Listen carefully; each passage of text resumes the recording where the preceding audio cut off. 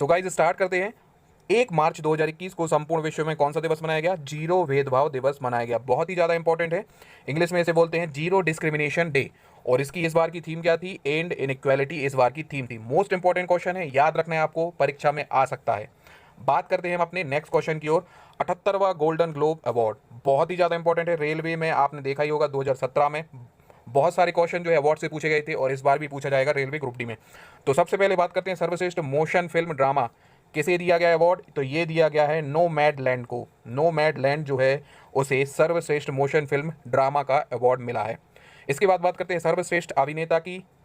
तो Chadwick Boseman जो हैं उन्हें मिला है सर्वश्रेष्ठ अभिनेता का खिताब। और ये किस फिल्म के लिए मिला है?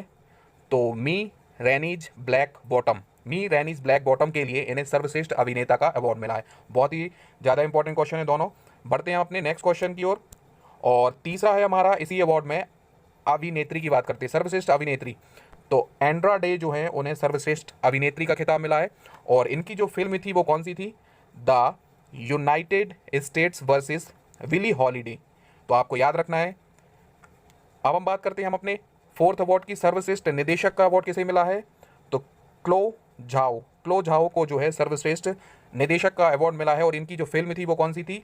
नोमैडलैंड। तो नोमैडलैंड सर्वश्रेष्ठ फिल्म रही और उनके जो निदेशक हैं क्लो झाओ, उनको सर्वश्रेष्ठ निदेशक का अवार्ड मिला है। अब हम बात करते हैं सर्वश्रेष्ठ विदेशी भाषा की फिल्म।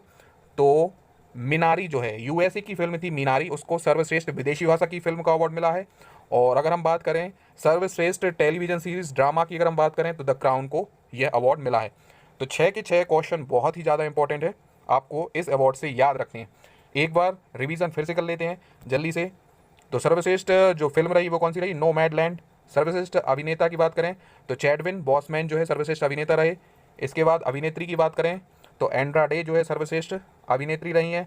इसके बाद बात करें क्लो झाओ सर्वश्रेष्ठ निदेशक रहे हैं। विदेशी भाषा की फिल्म रही मीनारी और टेलीविजन सीरीज द क्राउन रही सर्वश्रेष्ठ टेलीविजन सीरीज। अब हम बात करते हैं अपने नेक्स्ट क्वेश्चन की और मार्च मंथ का। बात करते हैं डॉक्टर श्यामा प्रसाद मुखर्जी आयुर्विज्ञान एवं शोध संस्थान का उद्घाटन किया गया है। और ये वीडियो कॉन्फ्रेंसिंग के माध्यम से नरेंद्र मोदी जी ने इसका उद्घाटन किया है। और ये किसके द्वारा ये बनाया गया है? तो आईआईटी खड़गपुर के साथ जो है मिलकर इसे बनाया गया है। और इसका जो नाम रखा गया है आपको याद रखना है, श्यामा प्रसाद मुखर्जी आयुर्विज्ञान एवं शोध संस्थान। तो याद रखना है। और इसमें क्या क्या फैसिलिटी होंगी? तो ये सारी फैसिलिटी जो है इसमें प्रोवाइड की जाएंगी।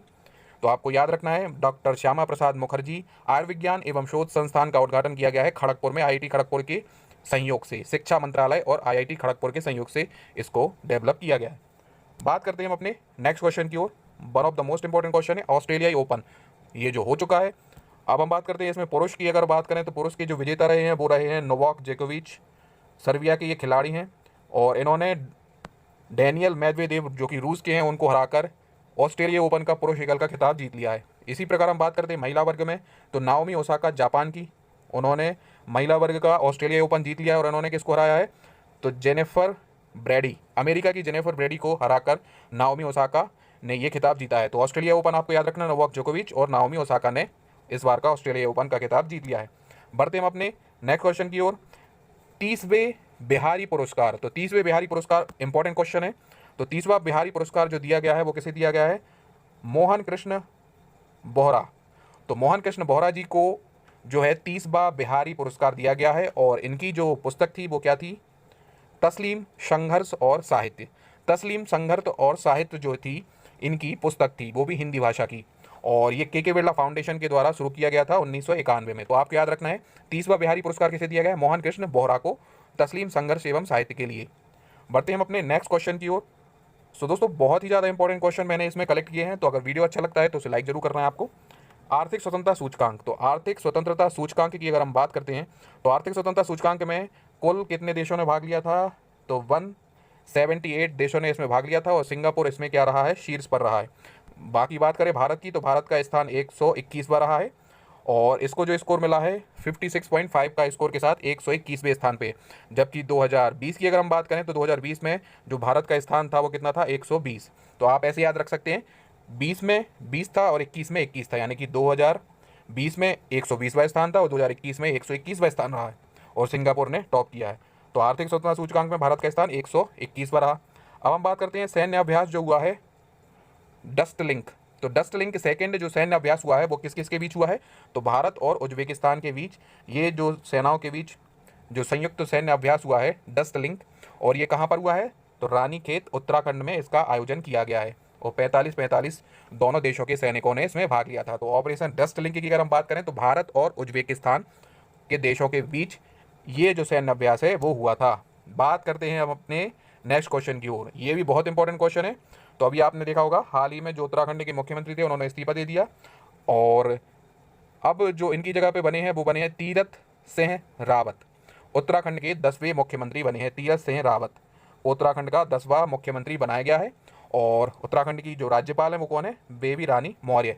इन्होंने इनको पद एवं गोपनीयता की शपथ दिलाई है और इन्होंने त्रिवेंद्र सिंह रावत जी का स्थान लिया है। जो इनके छोटे भाई जो तीरथ सिंह यादव हैं वो त्रिवेंद्र सिंह रावत जी के छोटे भाई हैं। बढ़ते हम अपने नेक्स्ट क्वेश्चन की ओर। तो याद रखना है तीरथ सिंह जो रावत हैं वो बन गए हैं उत्तराखंड के 10वें सीएम। अब हम बात करते हैं ICC player of the month award की। तो player of the month award जो है किसे मिला है? सॉरी दोस्तों, एक मिनट, ये रहा। तो ICC player of the month जो है किसे चुना गया है? तो फरवरी महीने के लिए चुना गया है, और ये कौन है? रविंद्र चंद्र अश्विन। फरवरी माह के लिए इन्हें ICC player of the month award दिया गया है। अब से आईसीसी ने क्या किया है कि मंथ वाइज जो है प्लेयर ऑफ द मंथ की घोषणा की जाने लगी है। तो अश्विन जो है इन्होंने क्या किया था? इंग्लैंड के विरुद्ध जो टेस्ट सीरीज थी उसमें बहुत बेहतरीन प्रदर्शन किया था, इसके कारण इन्हें जो ICC player of the month award दिया गया है फरवरी मंथ के लिए। बात करते हैं नेक्स्ट क्वेश्चन की ओर। मोस्ट इंपॉर्टेंट क्वेश्चन है साहित्य अकेडमी अवार्ड की। तो साहित्य अकेडमी अवार्ड भी रेलवे के दृष्टिकोण से बहुत ही ज़्यादा इंपॉर्टेंट, इनफैक्ट जितने भी अवार्ड्स होते हैं वो बहुत ज़्यादा इंपॉर्टेंट होते हैं इस तरह के। तो सबसे पहले बात करते हैं अनामिका। तो अनामिका जी को हिंदी भाषा के लिए जो है इस बार का साहित्य अकेडमी पुरस्कार दिया गया है। टोकरी में दिगंत थेरी गाथा 2018 मतलब 2014 के लिए 2014 के लिए इन्हें ये अवार्ड दिया गया है। तो अनामिका जी को हिंदी भाषा के लिए दिया गया है। अरुंधति सुब्रमण्यम को अंग्रेजी भाषा के लिए साहित्य अकेडमी पुरस्कार 2021 दिया गया है। When God is a travel के लिए। तो अनामिका जी हो गई हिंदी भाषा के लिए और अरुंधति सुब्रमण्यम हो गए अंग्रेजी भाषा के लिए। अब हम बात करते हैं उर्दू भाषा के लिए किसे दिया गया है? तो हुसैन उल हक को उर्दू भाषा के लिए साहित्य अकेडमी पुरस्कार दिया गया है। और आबाम ए ख्वाब के लिए इन्हें ये अवार्ड मिला है। इसके बाद बात करते हैं फोर्थ जो है संस्कृत भाषा का। तो आपको क्या करना है? साहित्य अकेडमी अवार्ड तो लगभग 24 भाषाओं में ये अवार्ड की घोषणा की जाती है, बट आपको हिंदी, इंग्लिश, उर्दू और संस्कृत का आपको मोस्टली याद रखना होता है। तो संस्कृत भाषा में किसे मिला है? डॉक्टर महेश चंद्र शर्मा गौतम जी को। इनकी कृति थी वैशाली, संस्कृत भाषा में इनको अवार्ड मिला है। तो फटाफट जल्दी से रिवाइज कर लेते हैं। तो अनामिका जी को हिंदी भाषा के लिए दिया गया है, और अरुंधति सुब्रमण्यम को इंग्लिश भाषा के लिए दिया गया है, हुसैन उल हक को उर्दू भाषा के लिए दिया गया है, और महेश चंद्र शर्मा गौतम जी को संस्कृत भाषा के लिए साहित्य अकादमी अवार्ड जो है प्रदान किए गए हैं। बात करते हैं अब अगला मोस्ट इंपॉर्टेंट क्वेश्चन है हमारा कौन सा? स्कूल गेम फेडरेशन SGFI के अध्यक्ष पद पर किसे नियुक्त किया गया है? तो आपको पता होगा ये वाला बहुत ही ज़्यादा इनके हेड हैं, वो सुर्खियों में रहे थे जब इन्होंने ओलंपिक में लगातार 2 बार पदक जीता था। तो ये है कौन से? One and only Sushil Kumar. Sushil Kumar को पुनः स्कूल गेम्स फेडरेशन का अध्यक्ष चुना गया है। बहुत ही शानदार कुश्ती के खिलाड़ी हैं सुशील कुमार जी। बढ़ते हैं हम अपने नेक्स्ट क्वेश्चन की ओर। तो याद रखना है आपको school games federation Sushil Kumar ji को बनाया गया है हेड। अब हम बढ़ते हैं नेक्स्ट क्वेश्चन की ओर। अंतर्राष्ट्रीय ओलंपिक समिति का अध्यक्ष। तो अंतर्राष्ट्रीय ओलंपिक समिति का अध्यक्ष जो कौन है आपको पता होगा, थॉमस बॉच है। और इन्हें फिर से जो है इस पर मतलब अंतर्राष्ट्रीय ओलंपिक समिति का हेड एक बार फिर से थॉमस बॉक को चुन लिया गया है। और इनका कार्यकाल जो है टोक्यो ओलंपिक के अंतिम दिन यानी 8 अगस्त 2021 को समाप्त होगा। और इनका जो दूसरा कार्यकाल है वो 9 अगस्त 2021 से 2025 तक रहेगा। मतलब ये 4 वर्षों के लिए फिर से चुने गए हैं। तो 25 तक अब ये थॉमस बॉक जो हैं वो अंतर्राष्ट्रीय ओलंपिक समिति के हेड रहेंगे। और इन्होंने 2013 में आईसीसी का पदभार ग्रहण किया था। तो याद रखना है आपको, बहुत ही ज़्यादा इंपॉर्टेंट क्वेश्चन है। तो हम अपने नेक्स्ट क्वेश्चन की ओर। अंतर्राष्ट्रीय चंद्र अनुसंधान स्टेशन, ये भी one of the most important question है, आपको जरूर देखने को मिलेगा एग्जाम में। तो अंतर्राष्ट्रीय चंद्र अनुसंधान स्टेशन जो कि चीन और रूस के मध्य एक अंतर्राष्ट्रीय चंद्र अनुसंधान स्टेशन के लिए समझौते पर सहमति की गई है। तो आपको याद रखना है कि अंतर्राष्ट्रीय चंद्र अनुसंधान स्टेशन को कौन बना रहा है, तो चीन और रूस जो है दोनों देश मिलकर इसको बना रहे हैं। और रूस की जो एजेंसी है रॉसकॉमॉस, और चीन की जो है चाइना नेशनल स्पेस एडमिनिस्ट्रेशन, इन दोनों के मध्य समय कि वो बनाएंगे अंतर्राष्ट्रीय चंद्र अनुसंधान स्टेशन को। बढ़ते हैं हम अपने नेक्स्ट क्वेश्चन की ओर। एशिया के सबसे बड़े कैटल पार्क का उद्घाटन किया गया है। तो हाल ही में एशिया के सबसे बड़े कैटल पार्क का उद्घाटन कहाँ पे किया गया है? तमिलनाडु में किया गया है। और तमिलनाडु के जो मुख्यमंत्री हैं पलानी स्वामी जी, इन्होंने इसका उद्घाटन किया गया है। और इसका जो अगर हम पूरा नाम देखें तो वो क्या है? एडवांस्ड इंस्टीट्यूट ऑफ, यहाँ से चालू होता है, advance institute of integrated research on live stock and animal science. तो इसका ये पूरा जो नेम है, और इसे शॉर्ट में कहते हैं AIIRLAS। तो आपको केवल इतना याद रखना है कि एशिया का सबसे बड़ा कैटल पार्क का उद्घाटन कहाँ पे किया गया है? तमिलनाडु में किया गया है। और इसकी जो लागत आई है वो कितनी आई है? 123 करोड़ रुपए। तो वीडियो दोस्तों पूरा जरूर देखना है, क्योंकि बहुत ही ज़्यादा इंपॉर्टेंट क्वेश्चन अभी आने वाले हैं जो आप शायद मिस कर देंगे अगर आप इस वीडियो को पूरा नहीं देखेंगे। और अगर आप स्किप कर करके भी देखेंगे तो आपको कोई फ़ायदा नहीं मिलने वाला है। इससे अच्छा है आप एक बार इसको आराम से हेडफोन लगा के सुने, ताकि आपको ये सारे क्वेश्चन रिवाइज हो जाएं। अगर आपने कहीं से पढ़ लिए हैं, अगर आप पहली बार पढ़ रहे हैं तो इसको ध्यान से पढ़ते रहें, आपको हो जाएगा, आपका जो मार्च मंथ का करंट अफेयर है पूरा पूरा तैयार हो जाएगा। तो बढ़ते हैं, इटली के नए प्रधानमंत्री, मोस्ट इंपॉर्टेंट क्वेश्चन है ये भी। तो मारियो दाद्री जी जो हैं इटली के नए प्रधानमंत्री नियुक्त किए गए हैं। तो आपको याद रखना है, इटली के नए प्रधानमंत्री मारियो दाद्री बन गए हैं। हम बात करते हैं अंतर्राष्ट्रीय ऊर्जा एजेंसी द्वारा जारी आंकड़े। तो अंतर्राष्ट्रीय ऊर्जा एजेंसी ने आंकड़े जारी किए हैं कार्बन उत्सर्जन, मतलब CO2 उत्सर्जन के लिए आंकड़े जारी किए गए हैं। और बताया गया है इसमें कि 2020 में जो वैश्विक ऊर्जा से संबंधित जो CO2 का उत्सर्जन था उसमें 5.8% यानी कि 2 बिलियन टन की गिरावट आई है। तो बहुत ही ज़्यादा अपने विश्व के लिए, अपने पर्यावरण के लिए ये महत्वपूर्ण बात हो जाती है, क्योंकि जो कार्बन उत्सर्जन होता है वो ग्रीन हाउस प्रवाह को बहुत ज़्यादा इंक्रीज़ कर देता है, और जिससे हमारी मौसम संबंधी जो घटना है, चेंज जो है देखने को मिलते हैं। तो ये द्वितीय विश्व युद्ध के पश्चात सबसे बड़ी गिरावट है, क्योंकि आपको पता ही है लॉकडाउन लग गया था 2020 में। इसके कारण जो है सारे वाहनों, फैक्ट्रियों को सबको पाबंदित कर दिया गया था, मतलब कि बंद कर दिए गए थे। तो इसके कारण ये गिरावट देखने को मिली है, आपको याद रखना है। अब हम बात करते हैं इससे जुड़े हुए कुछ और आंकड़ों की। तो जो चीन है उसने 2020 की अगर हम बात करें तो 0.8% यानी कि 75 मिलियन टन की वृद्धि हुई है। इसके बावजूद भी क्या हुआ है कि चीन में कार्बन उत्सर्जन में वृद्धि हुई है, और भारत में जो है गिरावट आई है 7% यानी कि 160 मिलियन टन CO2 की गिरावट दर्ज है। तो जो भारत है वो चीन और अमेरिका के बाद विश्व का तीसरा सबसे बड़ा CO2 उत्सर्जक देश है। आपको याद रखना है, क्वेश्चन आ सकता है, बिल्कुल आ सकता है कि कार्बन उत्सर्जन के मामले में विश्व का पहला देश कौन है? तो चीन है, अमेरिका है, और तीसरा कौन सा है? तो भैया तीसरा है भारत, अपना भारत देश। और इसमें 2020 में 7% की गिरावट आई है। तो याद रखना है आपको। अब हम बात करते हैं one of the most important question, बिल्कुल पूछा जाएगा आपसे, केंद्रीय रिजर्व पुलिस बल यानी कि CRPF। तो CRPF का नया महानिदेशक किसे चुना गया है? CRPF का नया महानिदेशक चुना गया है कुलदीप सिंह को। तो आपको याद रखना है ये नाम, CRPF यानी कि का से शुरू हो रहा है, केंद्रीय रिजर्व पुलिस फोर्स, और का से कुलदीप चालू हो रहा है। तो कुलदीप सिंह जी को केंद्रीय रिजर्व पुलिस फोर्स यानी कि CRPF का नया महानिदेशक चुना गया है, और इन्होंने AP महेश्वरी का स्थान लिया है। तो बहुत ही ज़्यादा इंपॉर्टेंट क्वेश्चन हो जाता है, आपको याद रखना है, केंद्रीय रिजर्व पुलिस फोर्स CRPF का नया महानिदेशक तो कुलदीप सिंह जी को चुना गया है। बढ़ते हैं अपने नेक्स्ट क्वेश्चन की ओर। विश्व प्रसन्नता सूचकांक, world happiness report, most important question है। संयुक्त राष्ट्र महासभा द्वारा इसे जारी किया जाता है, ये भी कई बार एग्जाम में पूछ लिया जाता है। तो विश्व का सबसे खुशहाल देश कौन है? फिनलैंड।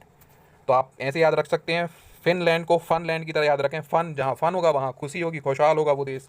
इसके पश्चात डेनमार्क जो है दूसरे नंबर पर, और स्विट्जरलैंड जो है तीसरे नंबर पर इसमें रहा है। भारत की अगर हम बात करें तो 139वां स्थान इसको प्राप्त हुआ है, जबकि पिछली बार की अगर हम बात करें तो 144वां स्थान 2020 में था, और 2021 में अगर हम बात करें तो 139वें स्थान पर भारत का स्थान रहा है। तो आपको पहला और लास्ट, मतलब जो भारत का स्थान है वो याद रख लेना है। तो फिनलैंड पहला स्थान पर रहा, और भारत का 139वां स्थान रहा है। तो बहुत ही ज़्यादा इंपॉर्टेंट क्वेश्चन है दोस्तों। अगर वीडियो अच्छा लग रहा है तो लाइक जरूर करना है आपको, और चैनल को सब्सक्राइब किए बगैर नहीं जाना है।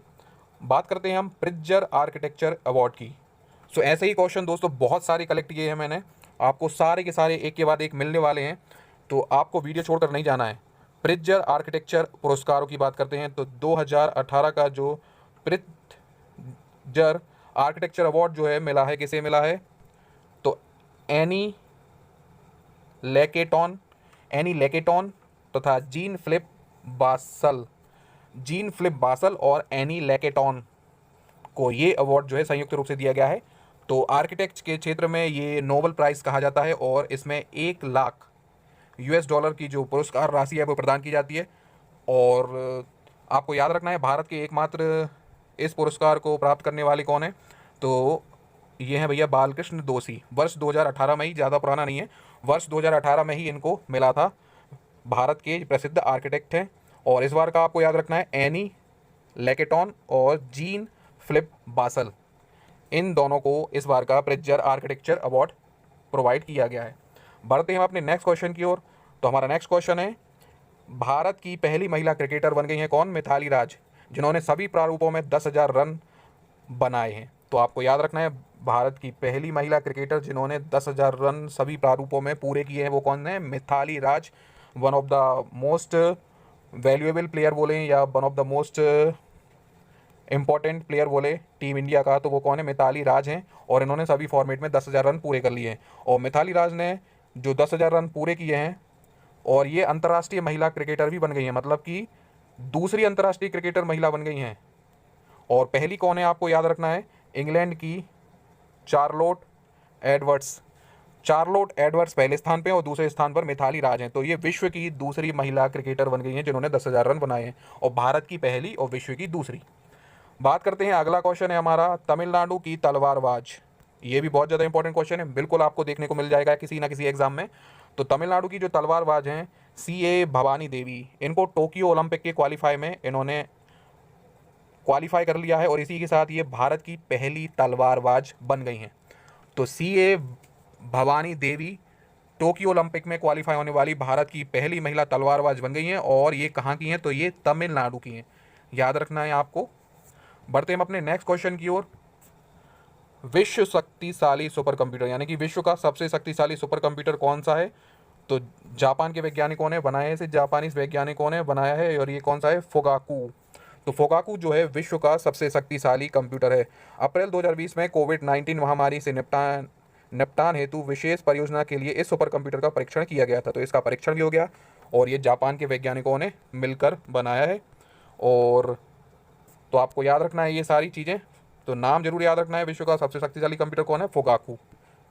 बढ़ते हैं नेक्स्ट क्वेश्चन की ओर। बात करते हैं, मानवाधिकार परिषद की सलाहकार समिति के पहले भारतीय अध्यक्ष कौन बन गए हैं? तो जो मानवाधिकार परिषद की सलाहकार समिति के पहले अध्यक्ष कौन बन गए हैं? अजय मल्होत्रा जी बन गए हैं, भारत के पहले अध्यक्ष हैं ये। और इससे पहले रूसी संघ के राजदूत के रूप में कार्य कर चुके हैं ये। तो अजय मल्होत्रा जी मानवाधिकार परिषद की सलाहकार समिति के पहले भारतीय अध्यक्ष चुने गए हैं। तो जो भी फर्स्ट होते हैं वो तो इम्पोर्टेंट होते ही हैं। अगले मोस्ट इम्पोर्टेंट क्वेश्चन की बात करते हैं। 67वां राष्ट्रीय फिल्म पुरस्कार विजेताओं की भी घोषणा की जा चुकी है, और ये क्वेश्चन भी आपको बिल्कुल देखने को मिलेगा। तो आपको ये किसी ना किसी एग्ज़ाम में देखने को मिलेगा, और अगर आपने इसको अच्छे से तैयार कर लिया तो आपके नंबर बिल्कुल कहीं नहीं जाने वाले हैं। तो सर्वश्रेष्ठ निदेशक की अगर हम बात करते हैं तो कौन रहा है?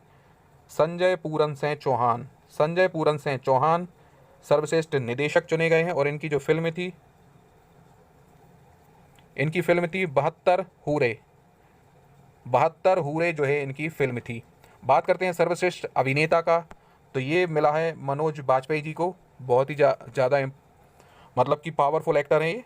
पावरफुल मतलब कि ये कि इनकी जो कलाकारी है वो बहुत ही ज़्यादा शानदार होती है। किसी भी फिल्म में आप इनकी एक्टिंग को देखें तो बहुत ही ज़्यादा शानदार दमदार किरदार ये निभाते हैं। और इनकी जो फिल्म थी वो कौन सी थी? भोसले जो है इनकी फिल्म थी, हिंदी फिल्म के लिए, और एक और फिल्म थी धनुष के लिए।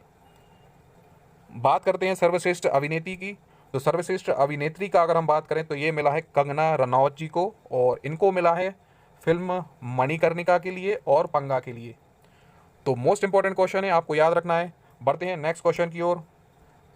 सर्वश्रेष्ठ हिंदी फिल्म कौन सी रही है? तो सर्वश्रेष्ठ हिंदी फिल्म रही छिछोरे, और इसके जो एक्टर थे सुशांत सिंह राजपूत, आपको पता ही होगा। निदेशक इसके कौन है? याद रखना है आपको, नीतेश तिवारी जी।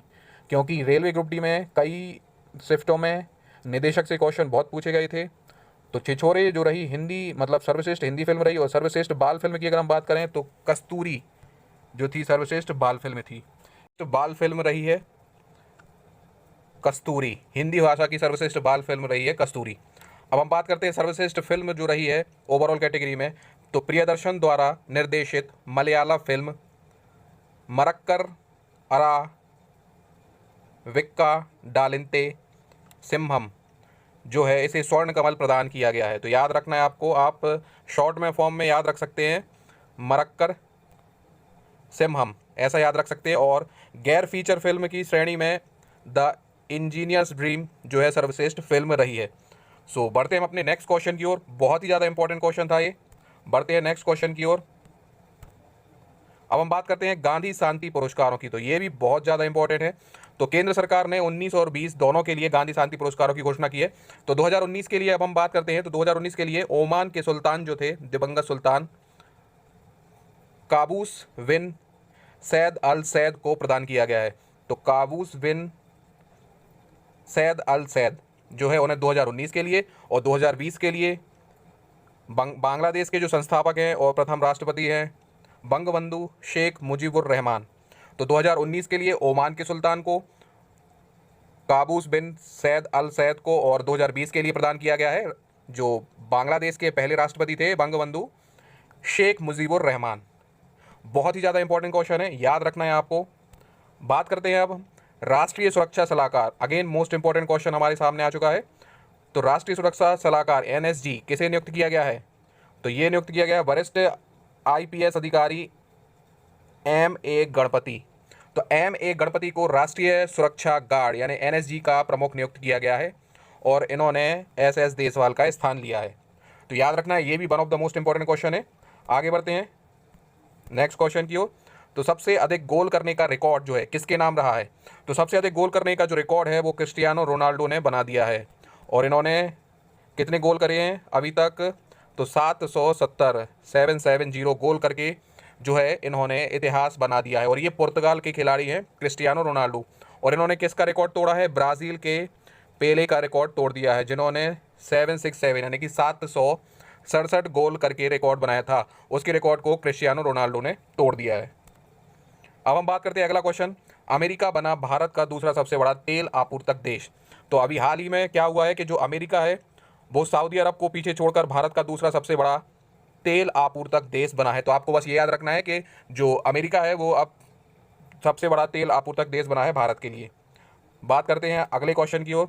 अब हम बात करते हैं एक और मोस्ट इंपॉर्टेंट क्वेश्चन। तो मार्च में बहुत सारे अवार्ड्स जो है प्रदान किए गए हैं, बहुत सारे अवार्ड जो है दिए गए हैं।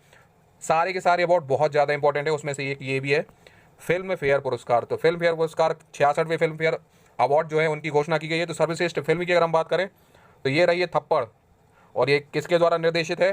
तो अनुभव सिन्हा के द्वारा निर्देशित की गई है। अगर हम बात करें सर्वश्रेष्ठ फिल्म क्रिटिक्स की, तो ये है ईव आलेऊ, और इसका निर्देशन किया है किसने? प्रतीक वत्स ने। अभिनेता की बात करें सर्वश्रेष्ठ, तो इरफान खान रहे हैं इंग्लिश मीडियम अंग्रेजी मीडियम के लिए। सर्वश्रेष्ठ अभिनेत्री की बात करें तो तापसी पन्नू को मिला है थप्पड़ के लिए। और अगर हम बात करें क्रिटिक्स की, सर्वश्रेष्ठ अभिनेता क्रिटिक्स कौन रहे हैं? तो ये रहे हैं हमारे अमिताभ बच्चन जी। और इनकी जो फिल्म थी वो कौन थी? गुलाबो सिताबू। तो बहुत ही ज़्यादा इंपॉर्टेंट है, तो आपको याद रखना है सर्वश्रेष्ठ अभिनेता इरफान खान और अभिनेत्री तापसी पन्नू। सर्वश्रेष्ठ फिल्म रही है थप्पड़, और क्रिटिक्स की अगर हम बात करें तो अमिताभ बच्चन को चुना गया है। आगे बढ़ते हैं, इसी में और अवार्ड देख लेते हैं कुछ। तो सर्वश्रेष्ठ अभिनेत्री क्रिटिक्स की अगर हम बात करें तो ये रही हैं तिलोत्तमा शोम, इनकी जो फिल्म थी वो थी सर। और निर्देशक की अगर हम बात करें तो ओम राउत, और तानाजी द अनसंग वॉरियर जो है इन्होंने फिल्म बनाई थी। तो ओम राउत को सर्वश्रेष्ठ निर्देशक चुना गया है। सर्वश्रेष्ठ संगीत एल्बम की बात करें तो प्रीतम, और फिल्म थी लूडो, और लाइफ टाइम अचीवमेंट मिला है इरफान खान को। बहुत ही ज़्यादा इंपॉर्टेंट है, आपको अच्छे से इन्हें रिवाइज कर लेना है एक बार, और अच्छे से अपनी कॉपी में नोट भी कर लेना है। बढ़ते हैं अगले पुरस्कार की ओर। अगला भी पुरस्कार हमारा बहुत ज़्यादा इंपॉर्टेंट है, जो है 30वां सरस्वती सम्मान। तो 30वां सरस्वती सम्मान भी बहुत ज़्यादा इंपॉर्टेंट है। ये दोस्तों ऐसे अवार्ड हैं जिनसे क्वेश्चन आना ही आना है। तो सरस्वती सम्मान किसे मिला है? तो मराठी लेखक हैं शरण कुमार लिम्बाले। तो शरण कुमार लिम्बाले को 2020 का सरस्वती सम्मान दिया गया है। और आपको पता ही होगा 29वां सरस्वती सम्मान किसे दिया गया था? तो ये सिंधी भाषा के साहित्यकार थे वासुदेव मोहे। इनको चेकबुक के लिए ये पुरस्कार दिया गया था और ये के बिरला फाउंडेशन के द्वारा दिए जाते हैं। सो गाइस, आज के वीडियो में इतना ही। अगर वीडियो अच्छा लगे तो लाइक जरूर करें, अपने दोस्तों में शेयर करें, चैनल को सब्सक्राइब करना ना भूलें और कमेंट के माध्यम से जरूर बताएं कि आपको ये वीडियो कैसा लगा। अगर इसमें कोई और इंप्रूवमेंट की जरूरत है तो आप वो भी कमेंट कर सकते हैं। तो मिलते हैं दोस्तों अगले वीडियो में। Thank you for watching my video. Thanks a lot.